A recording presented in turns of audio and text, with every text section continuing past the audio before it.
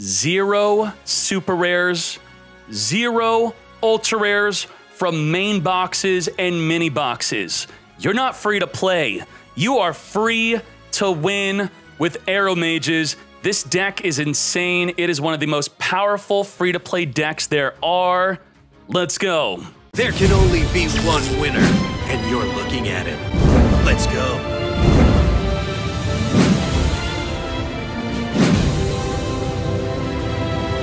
That's right. Free to win deck. But Dkayed, I see super rares in your deck. Well, they're from the card trader. How to obtain? Card trader. Every 8 hours, try to pick up these cards, or they might be in the regular inventory. So a lot of people, they get confused by that. They're thinking they have to randomly find their card within this. Well, you do for Kananga, good job. I'm gonna get my 4th copy. Boom, trade. And you have to wait 8 hours again. Otherwise, check in the regular inventory for any of the Aroma cards. I'm not sure how many are here, if any. That was quite lucky. Aroma. Okay, so Jasmine is going to be from the regular inventory. So you're going to pick her up, grab her, boom. And then what happens is you have to wait 8 hours for this to come back. So make sure you're checking 3 times a day for the regular inventory, pick up your Jasmines, and pick up your Kananga and any other of the card trader cards. I am not trying to oversell this deck, but if you understand how to play this, if you watch the gameplay, if you show up to the streams, if you really focus in on learning this deck, if you're finding yourself timing out, then you don't know the deck that well and you just need to practice. It's a free deck. It is free to invest in, and it is definitely worth it. I think that this is the best free-to-play deck. I think it's better than Luna Lights. I think it's better than any other free-to-play deck that's truly free. Trimids are close to free. The problem with that, it does require 2 different boxes because you need the Sphinx, then the other cards. So I'd say Trimids is a really powerful budget-friendly deck, but as far as free to play, truly free, this deck is absolutely insane. You are popping cards whenever you want, popping their monsters, you're special summoning, you're healing, you're changing battle positions whenever you want, you're drawing a ton of cards, you're reducing your opponent's attack and defense, and also returning their back row back to the hand. You're also banishing any cards from your opponent's graveyard. You also have non-targeting destruction. Target destruction, non-targeting destruction, special summon from the deck, heal a bunch, boost up your fields. That's right, this deck does almost everything.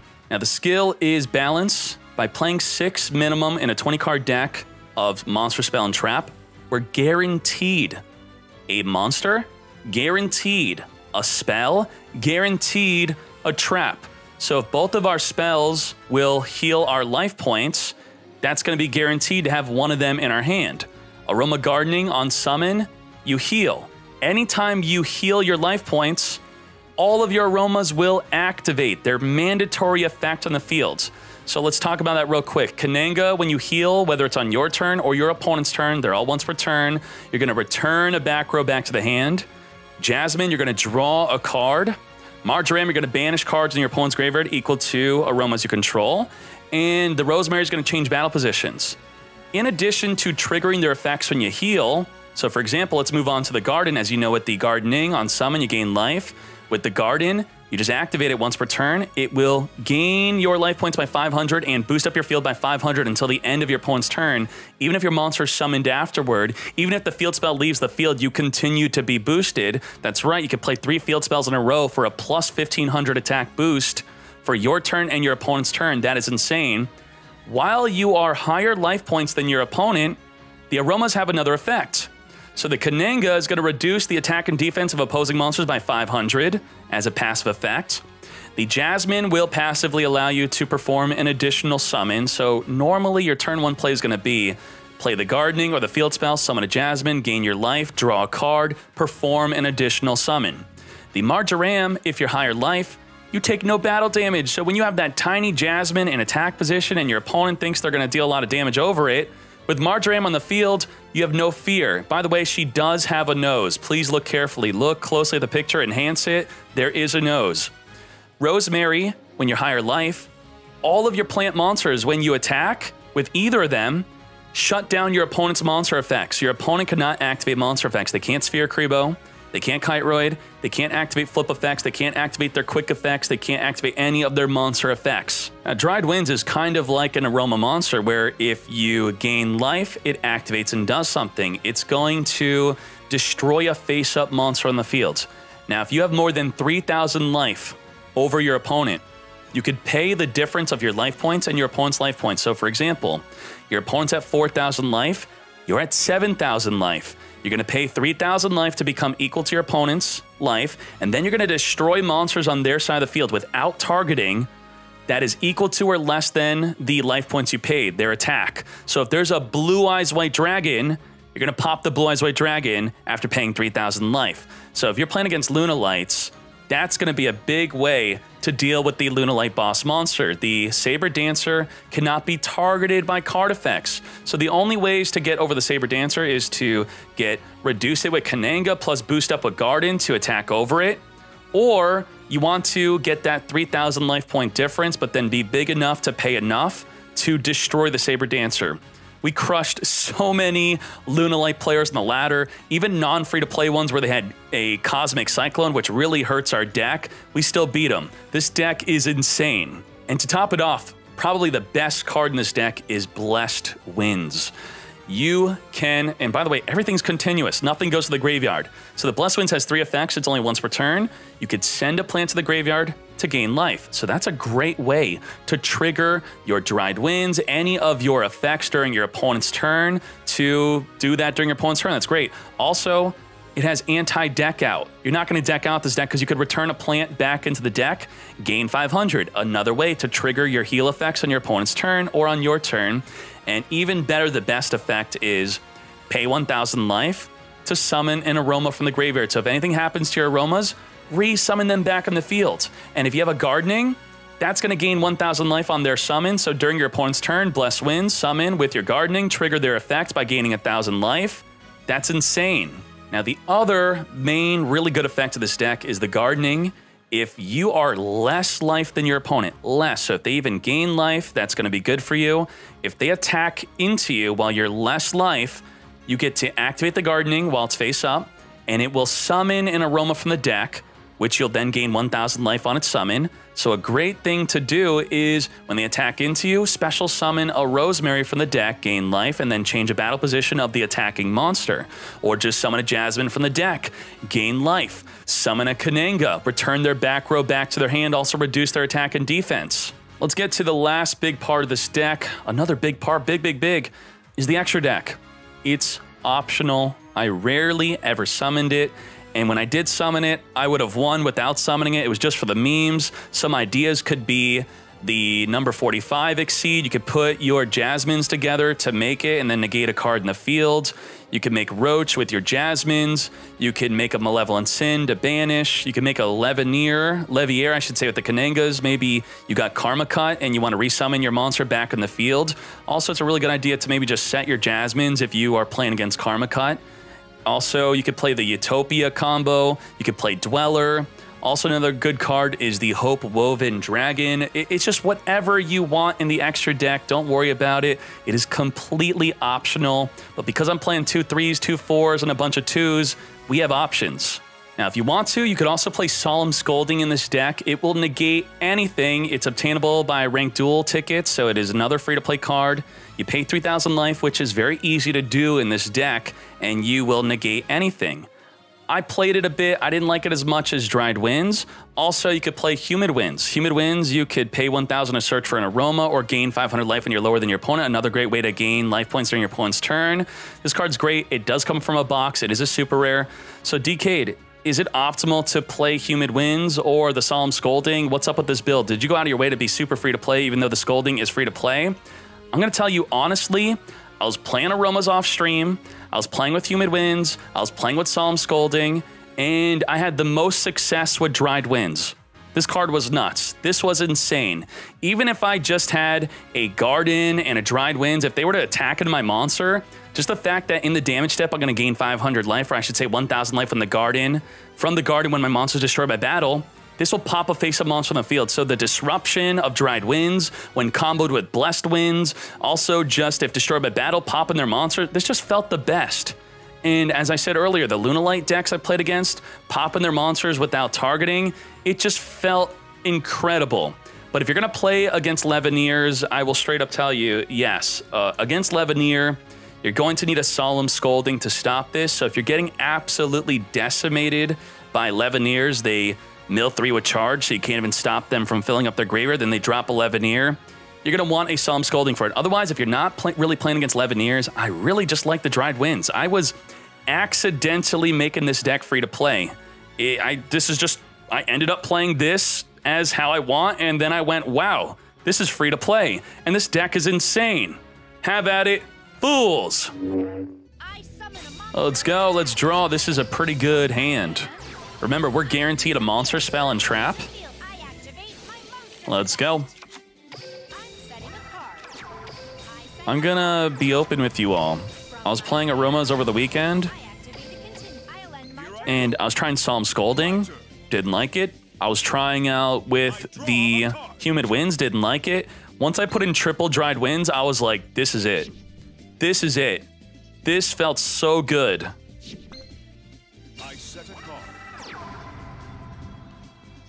End phase. Okay, so what we could do is we could just do nothing.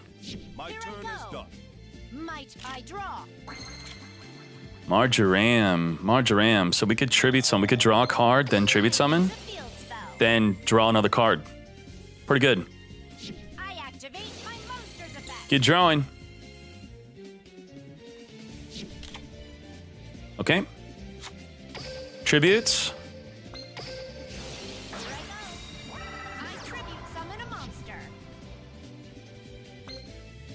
Blessed Winds.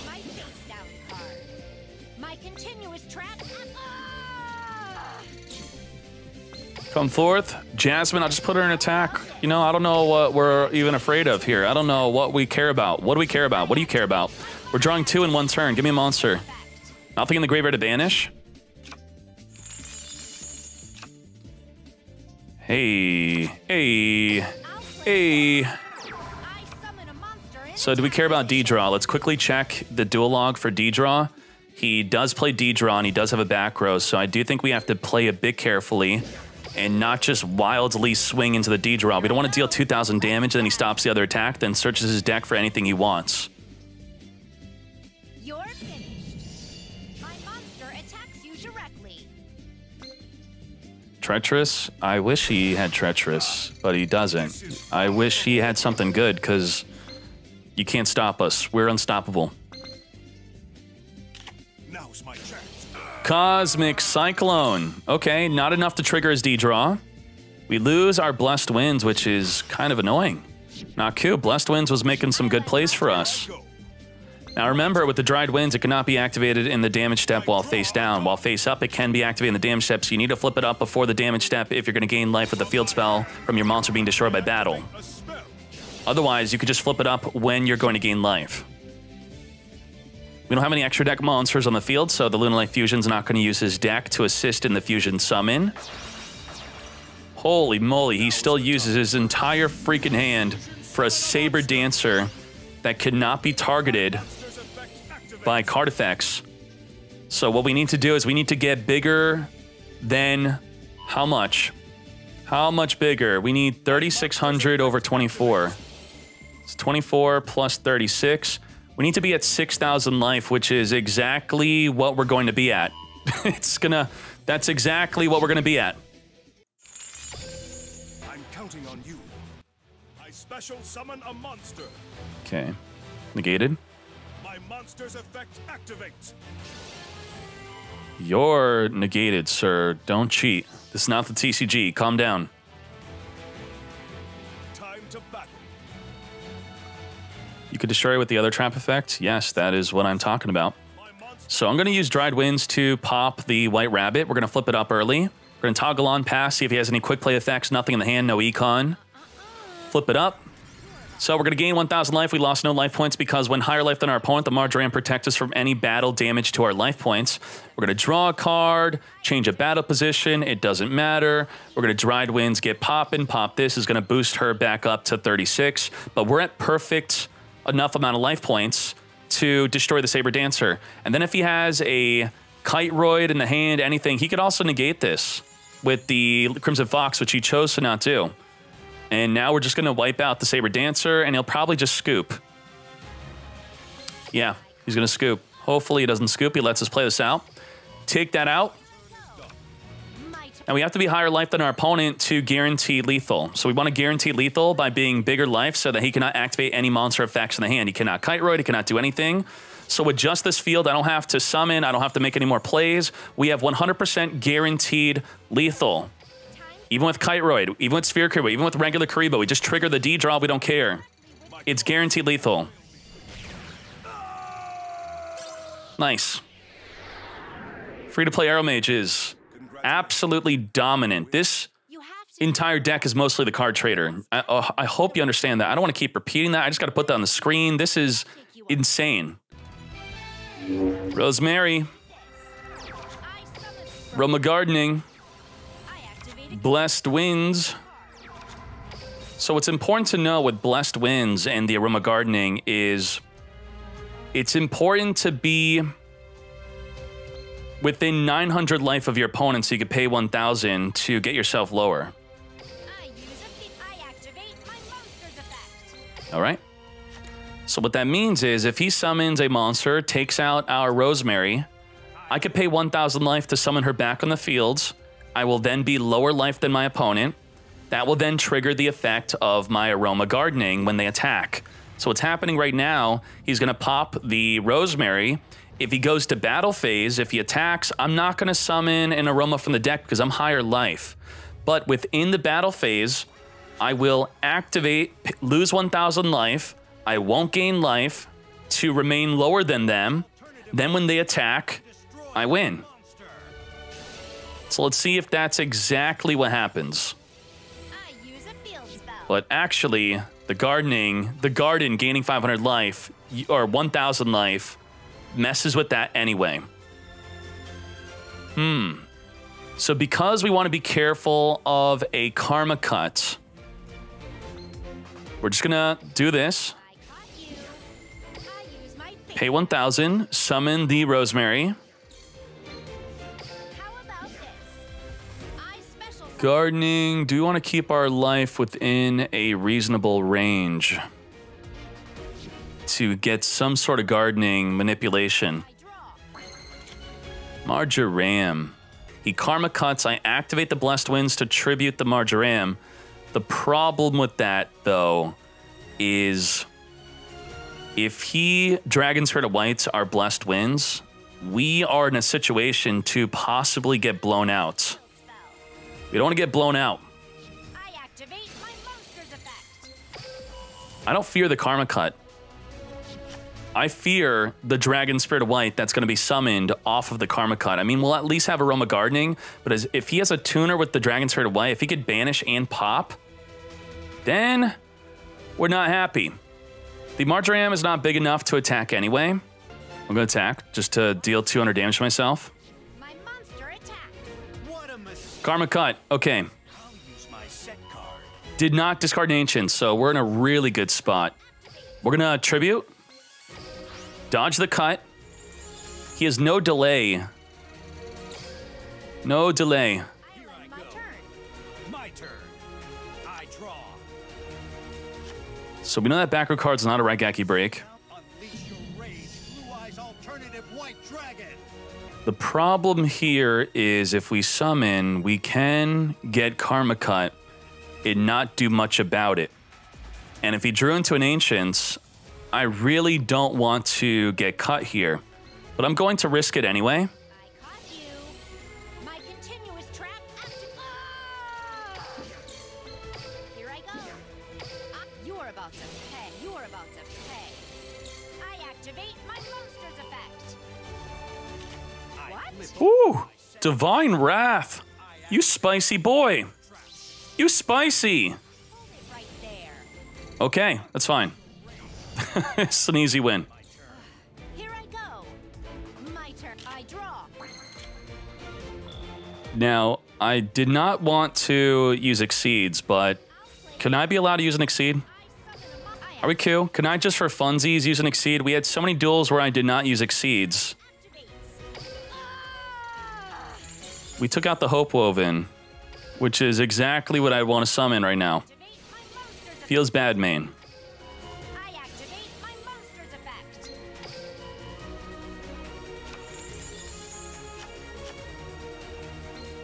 I use a field spell. What do you want to make? Dweller? Dweller is freaking large and in charge. Wow. Let's get Dwelling. What the heck? Come on out. I exceed summon a monster. That's a thick boy. Time That's a thick boy. you're finished. My monster. Wow. Holy moly. I Dweller and Aromas. Let's go. My turn. Let's freaking go. Join me. Join me, Sage. Monster's effect. Sure. So what I could do is I could detach the Aroma, special summon it to be lower life than him. From my hand. Card of Consonance. So we will negate the Ancients. We could preemptively negate it right now. But you know what? I'll just do it right now. In case you wanted to add back the Alternative White Dragon. my monster's effect. You could just wait until they try to end their turn to activate it, but if they have good cards in the graveyard, you might as well just negate it right then and there. Let's go, let's go. I can't believe the Rosemaries are water. Water Rosemaries. That is amazing. Yeah. Yeah, buddy. We'll see how much stronger I get 'em. Can you imagine losing to free-to-play? Wait, we're at 20 seconds. Was I really talking that much? What the heck? I'll play this.